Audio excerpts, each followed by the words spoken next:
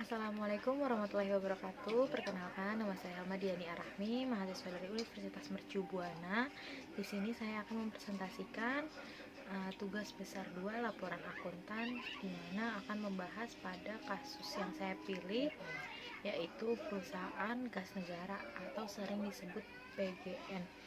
Nah, dari tugas besar 2 ini diminta kita tuh kayak mulai dari tahu sejarahnya perusahaan tersebut yang kita pilih, terus kemudian profilnya, terus kemudian kasusnya gimana, cara si pelaku melakukannya itu gimana, disuruh ceritain, kemudian disangkut pautkan dengan cara mengauditnya. Langsung aja, yang pertama, pertanyaannya itu seperti apa sejarah dan bisnis entitas yang berkasus tersebut. Yang saya pilih kan kasus perusahaan gas negara atau sebutannya PGN, atau kalau kode di bursa efeknya itu PGAS. Nah, perusahaan gas negara atau Persero Tbk atau dikenal dengan nama PGN Persero atau PGAS didirikan pada tahun 1859 dengan nama firma LJN Eindhoven dan Co. Gravenhage. Kemudian pada tahun 1950, pada saat diambil alih oleh pemerintah Belanda, PGAS diberi nama NV Nederland Indisch Gasmaatschappij atau NV-NIGM. Pada tahun 1958, saat diambil alih oleh pemerintah Republik Indonesia, nama PGN diganti menjadi Badan Pengambil Alih Perusahaan Listrik dan Gas atau B3LG, yang kemudian beralih status menjadi BPU PLN. Nah, pada tahun 1961. Nah, pada tanggal 13 Mei 1965 berdasarkan peraturan pemerintah, PGAS ditetapkan sebagai perusahaan negara dan dikenal sebagai perusahaan gas negara atau sebutannya itu PGN. Berdasarkan peraturan pemerintah tahun 1984 diubah menjadi perusahaan umum atau Perum dengan nama Perusahaan Umum Gas Negara. Nah, perubahan terakhir berdasarkan peraturan pemerintah nomor 37 tahun 1994, PGAS diubah dari Perum menjadi Perusahaan Perseroan Terbatas atau PT yang dimiliki oleh negara atau persero, dan namanya itu berubah menjadi Perusahaan Gas Negara. Nah, itu sejarahnya untuk perusahaan gas negara ya, dari yang dikenal dengan PGAS, awal didirikannya namanya firma, terus kemudian diambil alih oleh pemerintah Belanda sampai dengan oleh pemerintah Indonesia, Republik Indonesia. Kemudian saya selanjutnya akan membacakan profil dari perusahaan gas negara. PT Perusahaan Gas Negara atau Persero atau TBK atau yang biasa disebut dengan nama PGN merupakan salah satu BUMN yang bergerak di bidang transmisi dan distribusi gas bumi. Perusahaan yang beralamat di Jalan Kiai Haji Zainul Arifin nomor 20 pada tanggal 5 Desember 2003, PGAS memperoleh pernyataan efektif dari Bapepam LK untuk melakukan penawaran umum perdana saham PGAS atau IPO kepada masyarakat sebanyak 1 miliar lebih dengan nilai nominal 500 per saham dengan harga penawaran 1.500 per saham. Saham-saham tersebut dicatatkan pada Bursa Efek Indonesia atau BEI pada tanggal 15 Desember 2003. Selanjutnya, yang kedua itu bagaimana modus operasinya atau bagaimana cara pelaku melakukan kecurangan itu. Sedapat mungkin kaitkan dengan pencatatan akuntansinya atau jurnal akuntansinya sehingga jelas dampak transaksi kecurangan tersebut terhadap laporan posisi keuangan dan laporan rugi entitas. Nah, kasus ini kan insider trading ya, perusahaan gas negara atau penjualan saham dengan orang dalam. Nah, kasus ini yang berindikasi bermula pada jatuhnya dalam penjualan saham di Bursa Efek terjadinya pada 12 September 2006 sampai dengan 11 Januari 2007. Terdapat indikasi terjadinya pelanggaran terhadap peraturan undang-undang pasar modal pada transaksi penjualan saham PT Perusahaan Gas Negara. Semuanya bermula terlihat adanya penurunan secara signifikan harga saham si PGN ini di Bursa Efek Jakarta, yaitu dari 9.650 atau harga penutupan pada 11 Januari 2006 menjadi 7.400 per lembar saham pada tanggal 12 Januari 2007. Melihat drastisnya kejatuhan harga saham dalam penjualan di Bursa Efek, diduga bahwa adanya kesalahan atau unsur kesengajaan dalam hal transaksi yang dilakukan oleh PT Perusahaan Gas Negara atau PGN. Kala itu saham PGN merosot hingga 23,2% atau 2.250 menjadi 7.400 dibandingkan posisi sebelumnya yang harganya itu 9.650. Sebanyak 186,2 juta saham ditransaksikan dan dikategorikan orang dalam oleh kasus PGN. Sebagaimana dimaksud Undang-Undang Pasar Modal adalah Kementerian BUMN sebagai pemegang saham, manajemen emiten, serta konsultan pada Dana Reksa Sekuritas, Bahana Sekuritas, dan Credit Suisse. Nah, pada masa periode tersebut itu, yaitu tanggal 12 September 2006 sampai dengan 11 Januari 2007, perusahaan adanya perdagangan saham yang dilakukan oleh para pihak orang dalam perusahaan. Mereka yang termasuk orang dalamnya itu ada, setelah diteliti itu ada 9. Salah satu yang pertama itu ada Adil Abbas sebagai Direktur Pengembangan tertanggal 31 Desember 2005 dan 31 Desember 2006. Kemudian yang kedua itu ada WMP Simanjuntak sebagai Direktur Utama tertanggal 31 Desember 2005 dan sebagai anggota komisaris sesuai laporan keuangan pada tanggal 31 Desember 2006. Kemudian ada Nur Subagio Prijono sebagai Direktur Pengusaha tertanggal 31 Desember 2005. Kemudian ada Widiat Moko Bapang, terus ada Iwan, yang kelima terus ada yang keenam itu ada Joko Saputro, yang ketujuh ada Hari Pratoyo, yang ke-8 ada Rosihin, dan yang ke-9 ada Thorir Nur Ilhami.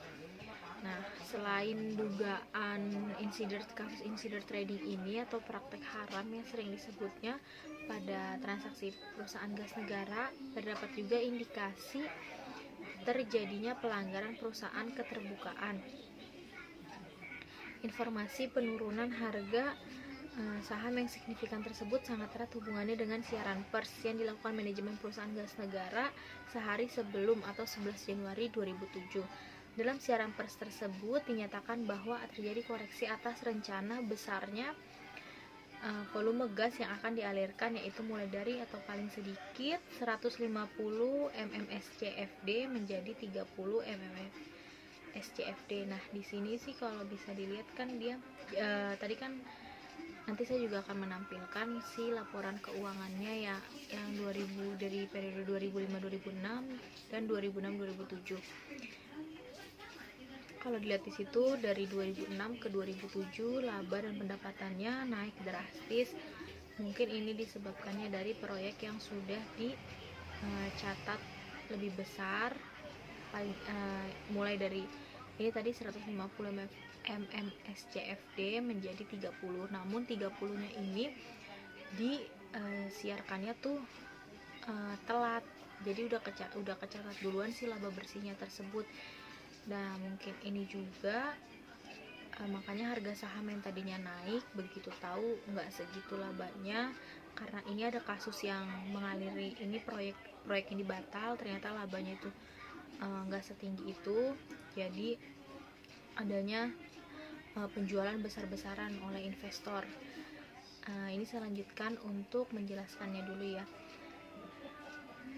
Terus juga terdapat pernyataan bahwa tertundanya gas in yang semula kan dilakukan pada akhir Desember 2006 namun malah menjadi Maret 2007. Nah ini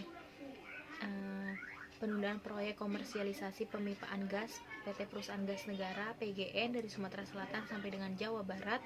Hal yang membuat informasi ini berhubungan erat dengan kasus anjloknya harga saham, yaitu manajemen perusahaan gas negara baru menjelaskan penundaan komersial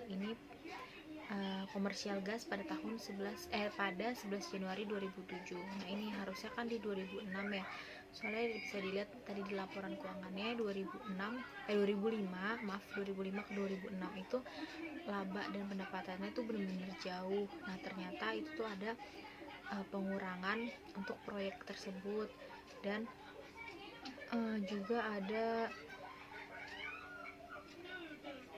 penundaan proyek tersebut, tapi baru diumuminnya tuh 2007 setelah laporan keuangannya terbit kayak gitu. Nah kita dapat melihat bahwa penundaan keterbukaan informasi yang dilakukan fakta mengenai akan diadakannya proyek pemipaan gas tercantum dalam laporan keuangan perusahaan 2005, 2006, 2007. Nah ini sekian lampiran dari laporan keuangannya. Oke, bisa kita lihat dari laporan keuangan PT Perusahaan Gas Negara yang 2005, 2006, dan 2007. Pada kali ini saya menunjukkan yang 2005, di mana pendapatannya itu tertera di sini 5 miliar sekian, dan laba bersihnya di sini 862 juta ya. Nah, kemudian untuk pada tahun 2007 dan 2006 bisa dilihat di sini pendapatannya. Nah, ini mengalami kenaikan yang signifikan ya terhadap laba bersihnya juga, apalagi bisa dilihat sendiri 2006 dan 2007-nya. Seperti yang diketahui,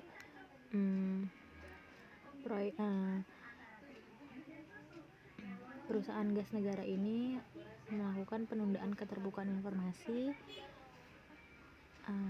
yang diadakannya proyek pemipaan gas tercantum dalam laporan keuangan perusahaan gas negara yang saya tunjukkan ini 2005, 2006, dan periode 2006-2007. Nah, tadi udah lihat dari laporan keuangannya bener-bener jauh kan dari 2005 ke 2006. Di situ ya kelihatan saya udah tunjukkan laporan keuangannya. Saya akan melanjutkan kasusnya. Dan pihak perusahaan atau manajemen perusahaan baru menjelaskan pada publik tentang penundaan komersialisasi gas pada 11 Januari, itu 1 hari sebelum siaran pers itu ya. Nah, pada informasi tentang adanya penundaan tersebut sebenarnya sudah diketahui oleh manajemen perusahaan gas negara sejak tanggal 12 September 2006.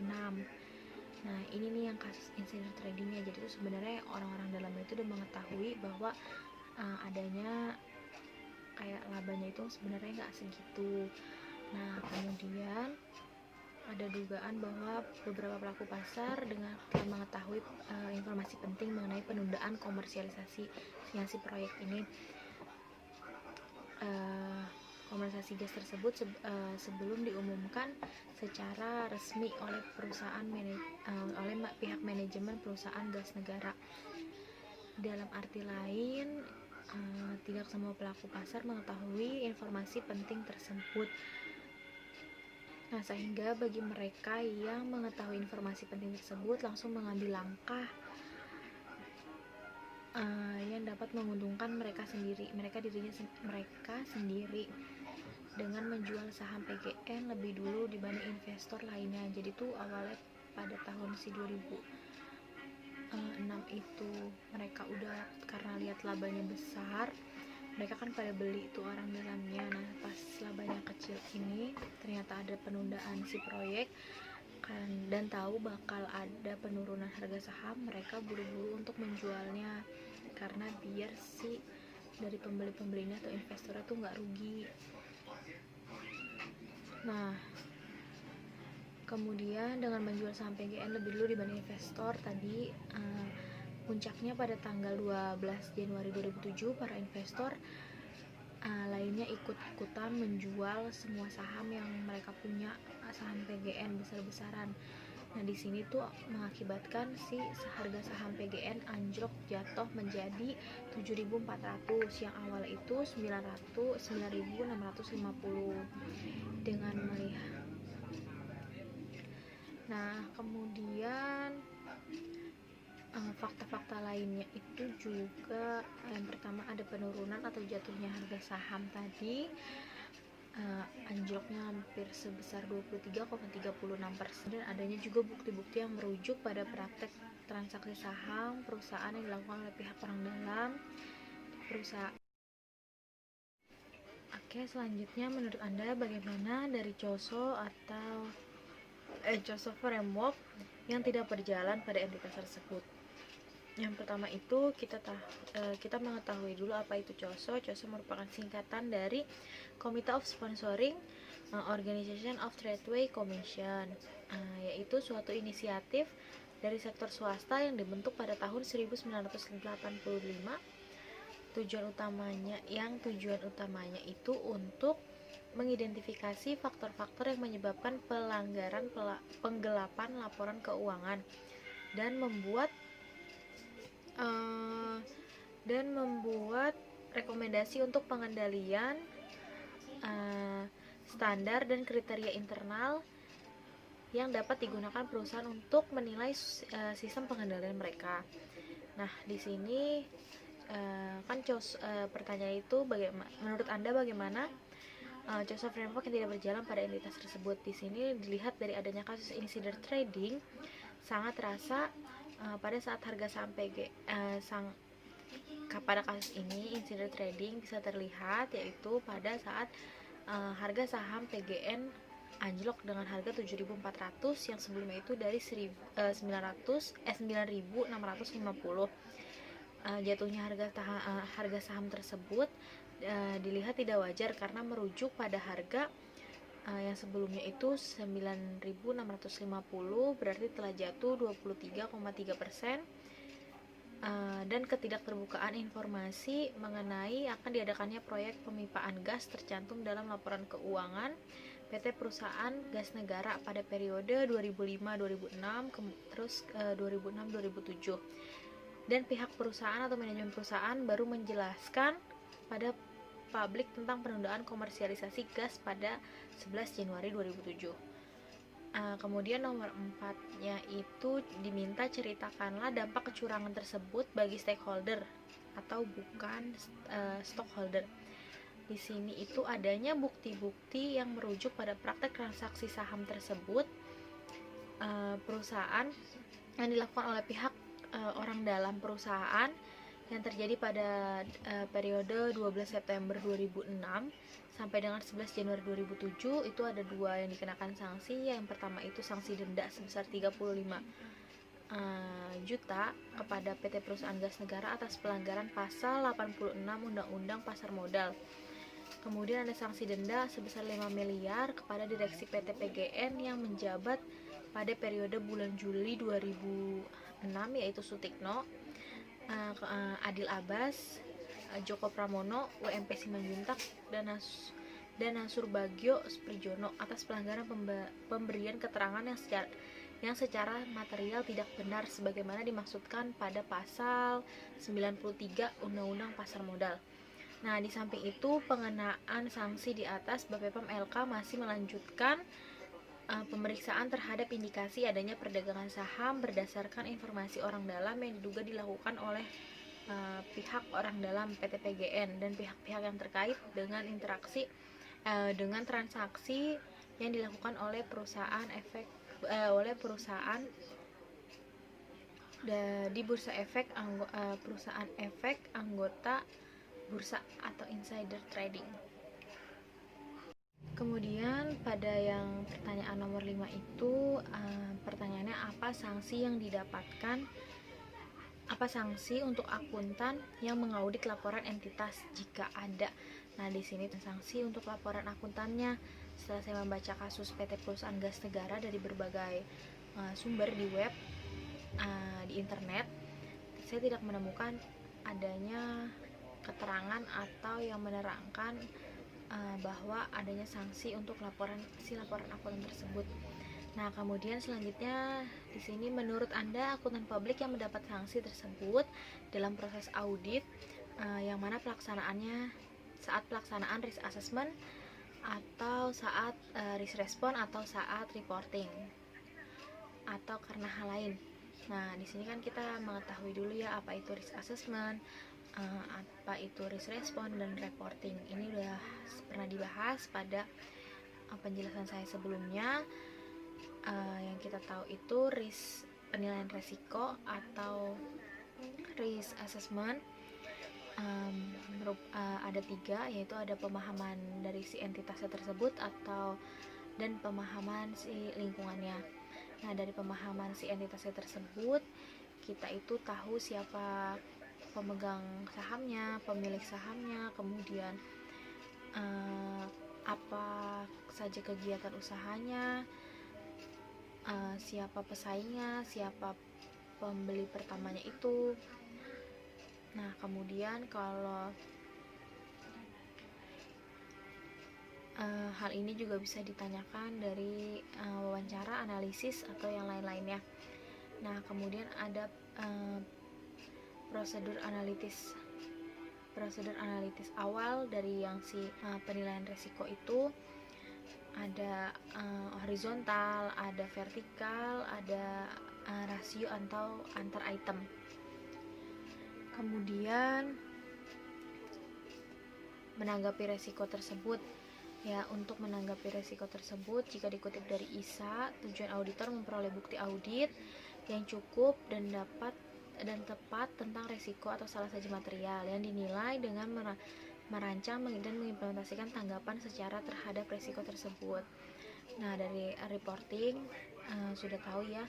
Kemudian dalam kasus ini yang saya ambil, menurut saya seorang akuntan salah dalam menilai risiko tersebut. Penurunan dalam penjualan saham PT Perusahaan Gas Negara diduga karena adanya tindakan insider trading yang dilakukan. Namun, pembuktian terhadap dugaan insider trading ini tidaklah mudah, membutuhkan waktu yang cukup lama karena keterbatasan teknologi yang tertinggal kemajuannya dibanding pada perkembangan pasar. Oke, selanjutnya untuk asersi tentang penyajian dan pengungkapan. Maaf dari soal itu, menurut Anda asersi manajemen apa dan atas akun apa yang kurang diuji oleh akuntan publik? Kalau saya di sini milihnya asersi tentang penyajian dan pengungkapan atau presentation and disclosure, berhubungan dengan apakah komponen-komponen tertentu laporan keuangan diklasifikasikan, dijelaskan dan diungkapkan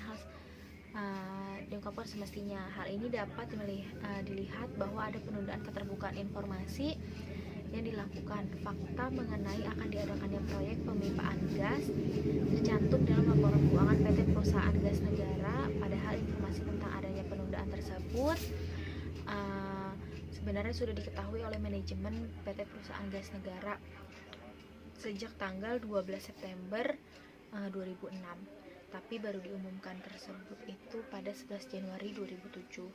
Nah, informasi tentang penurunan volume gas ini diketahuinya sejak 18 Desember 2006, atau informasi tentang tertundanya gas in.